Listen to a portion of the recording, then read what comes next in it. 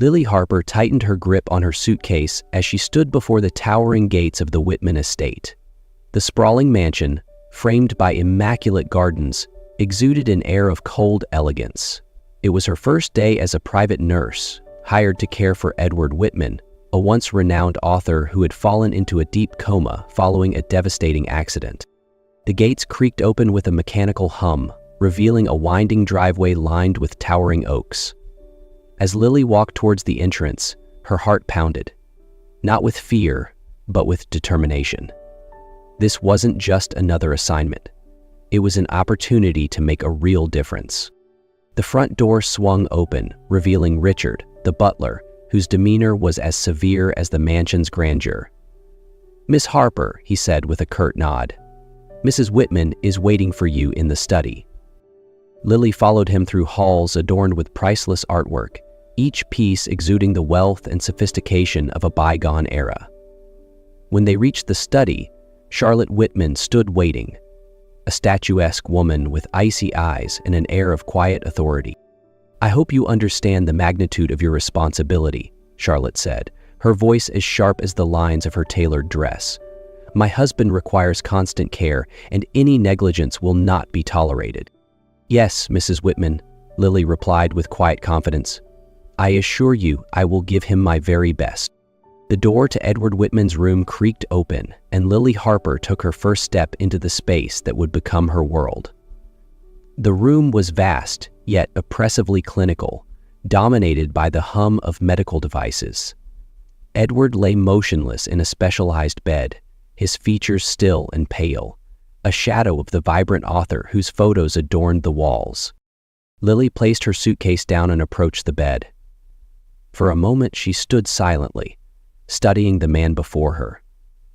Edward was in his late 40s, with streaks of silver in his dark hair, and the faint traces of a life once full of passion and creativity etched into his face. Richard, the butler, cleared his throat. "Mr. Whitman was always deeply involved in his work," he explained, his tone softening. "He wrote tirelessly, often inspired by the scent of lavender from his garden or the sound of classical music." Lily nodded, filing away this information. "Thank you, Richard. I'll take it from here." That evening, as the mansion settled into an eerie quiet, Lily began to create a plan. She reviewed Edward's medical records and noted his stagnant progress.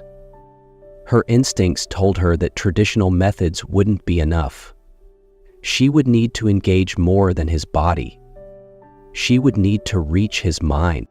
The next morning, Lily began her unorthodox approach.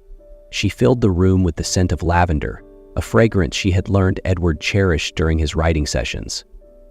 Then she set up a small speaker and played a selection of classical music, Mozart, Bach, and Edward's favorite, Beethoven. "Good morning, Mr. Whitman," she said, pulling back the heavy curtains to let in sunlight. "It's a beautiful day. Let's get started."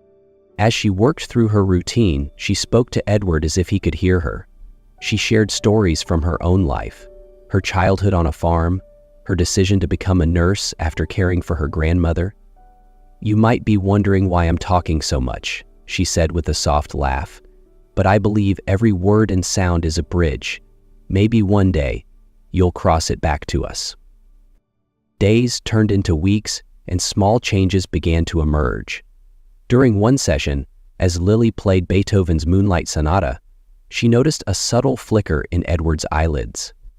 Another day, when the sun poured into the room, she swore she saw his fingers twitch. Encouraged, Lily expanded her efforts. She rearranged the room to make it less sterile, adding books and photographs that once inspired Edward's stories. A framed picture of Edward sitting with a sleek black cat on his lap caught her attention. She showed it to Richard. "That's Moon," Richard said, his usually stoic face softening. "Mr. Whitman's cat." They were inseparable. After the accident, Mrs. Whitman sent Moon to the summer house. She said the cat was a distraction. Lily's mind raced. "Do you think we could bring Moon back?" Richard hesitated, glancing down the hall as if expecting Charlotte to appear. "I believe it's possible," he said at last. "Mrs. Whitman rarely goes to the summer house. I'll make some inquiries." That night, Lily couldn't sleep. The thought of Mun reuniting with Edward gave her hope, a chance to spark a deeper connection. "We're going to bring you back," she whispered to Edward, one step at a time. As the moonlight bathed the mansion in a silvery glow, Lily felt a spark of determination. The afternoon sun poured into Edward's room, casting golden rays across the polished wood floors. Lily Harper stood by the window, her heart racing in anticipation. Today was the day Mun would return. A soft knock interrupted her thoughts. Richard entered, holding a sleek black cat with piercing green eyes in his arms. Mun gazed around the room cautiously, his tail flicking with curiosity. As soon as Richard set Mun down, the cat leapt onto the bed with the grace of a dancer. He sniffed Edward's hand, then settled by his side, curling up as though no time had passed since their last moment together. Lily held her breath, her eyes fixed on Edward's motionless form. For weeks, she had studied every twitch, every flicker, searching for signs of connection. And then it happened. Edward's fingers moved, faintly but unmistakably, towards Mun. His heart monitor beeped slightly faster, the first significant change in weeks. Lily clutched the edge of the bed, tears welling in her eyes. "Richard," she whispered, barely able to contain her emotion. "Look at this." The normally stoic butler stepped closer, his jaw tightening as he observed the scene. "Mr. Whitman always said Mun brought him peace," he murmured. "It seems he still does." As the hours passed, Mun remained by Edward's side, purring softly. The steady rhythm seemed to echo in harmony with Edward's faint movements. Later that evening, Charlotte appeared in the doorway, her gaze icy but her steps hesitant. "What is that cat doing here?" she asked, her voice sharp but laced with a hint of unease, as though unsure whether to reprimand or accept what she was witnessing. Lily stood her ground. "Lily is helping him." Edward responded to his presence, more than he has to anything else so far. Charlotte's lips thinned, her eyes narrowing as she looked between Edward and Mun. For a moment, her mask of indifference slipped, and something raw flickered across her face. She turned abruptly, muttering, "We'll see if it makes any difference." Despite Charlotte's dismissal, Lily's resolve only deepened. That night, she documented every detail. The subtle movement of Edward's fingers, the change in his vital signs, and the calming effect of Mun's presence. Before leaving the room, Lily gently stroked Mun's silky fur. "You're part of this journey now, Mun," she whispered. "Together, we're going to bring him back." As she glanced back at Edward's still form, Lily saw something she hadn't noticed before. A faint flicker of peace on his face, as though a part of him recognized that he wasn't alone anymore. The morning air was crisp and filled with the scent of pine as the car rolled to a stop in front of the small wooden cabin. This was Edward Whitman's writing retreat, the place where he had penned some of his most celebrated novels. For months, it had remained untouched, a relic of the past. Lily Harper climbed out of the vehicle, taking a deep breath. Behind her, Richard and two medical assistants carefully unloaded Edward, who lay in a transportable chair. His eyes remained closed, his body still, but Lily felt certain this trip would awaken something within him. "Are you sure about this?" Richard asked, his voice tinged with concern. "Yes," Lily replied firmly. "If anything can reach him, it's this place." They wheeled Edward into the cabin, and Lily immediately set to work recreating the environment that had once inspired him. She opened the windows to let in the fresh mountain air and arranged familiar objects on the desk. His favorite pen, a stack of old notebooks, and a framed photo of Mun curled up on the windowsill. Mun, who had accompanied them on the trip, leapt gracefully onto the desk, his green eyes fixed on Edward, as though silently urging him to awaken. He settled beside the photo, his purring growing louder, a steady rhythm that seemed to echo Edward's faint breaths, bridging the gap between past and present. "Edward," Lily said softly, kneeling beside his chair, "we're here. This is where you created your magic. Can you feel it?" She began playing a recording of a Beethoven sonata, the notes filling the cabin with a haunting beauty. As the music swelled, something extraordinary happened. Edward's eyelids fluttered, and his lips moved faintly. Charlotte, who had reluctantly agreed to accompany them, gasped. "Lily, look!" she exclaimed, stepping closer. Edward's lips parted, and a single, faint word emerged. "Charlotte." The room fell silent, the weight of that one word pressing upon them all. Charlotte sank to her knees beside Edward, her icy composure shattering like glass under the weight of his whispered word. Tears streamed down her face as she clutched his hand tightly, her voice breaking with emotion. "I'm here, Edward," she whispered, her fingers trembling against his. "I'm so sorry for all the time I wasted, but I'm here now. I promise I won't leave you again." Encouraged by the breakthrough, Lily continued speaking to him.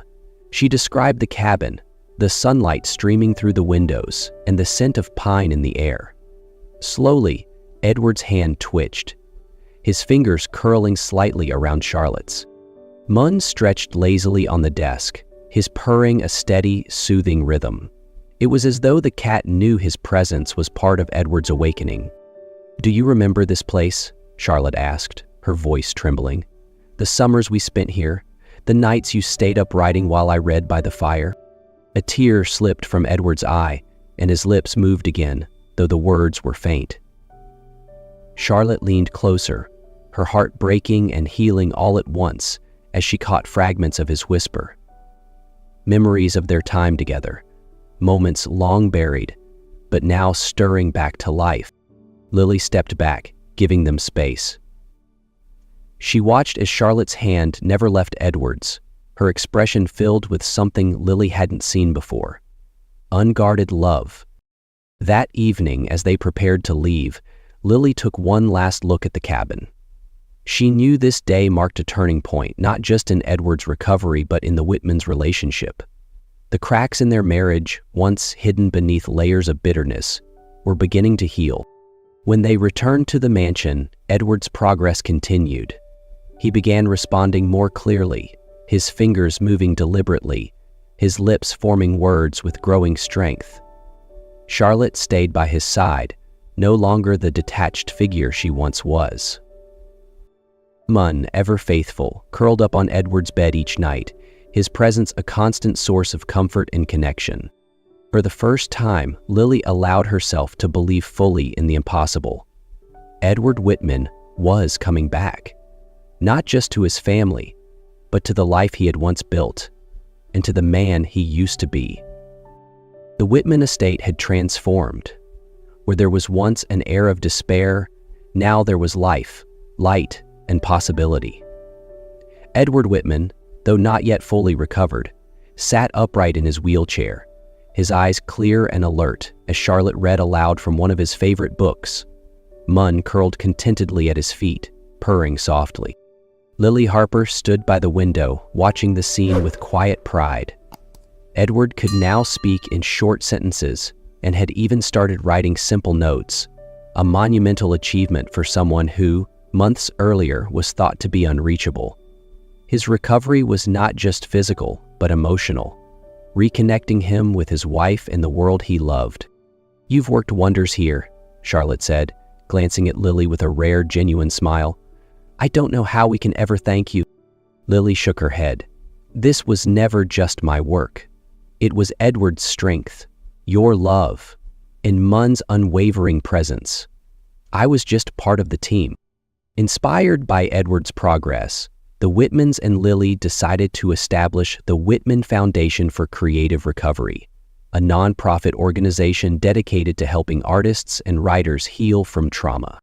The first official meeting of the foundation was held in Edward's study. As the plans unfolded, Edward's voice, though still soft, carried determination. "This is our chance to give back, to bring hope to others the way you all brought it to me." As Lily left the mansion that evening, she glanced back at the warm glow of the lights and thought about the journey they had taken together. Edward wasn't the only one transformed. They all were. Lily found a new purpose in her life, Charlotte rediscovered the love she thought was lost, and Edward reclaimed his voice and creativity. Together, they proved that, even in the face of despair, hope and connection could bring about miracles.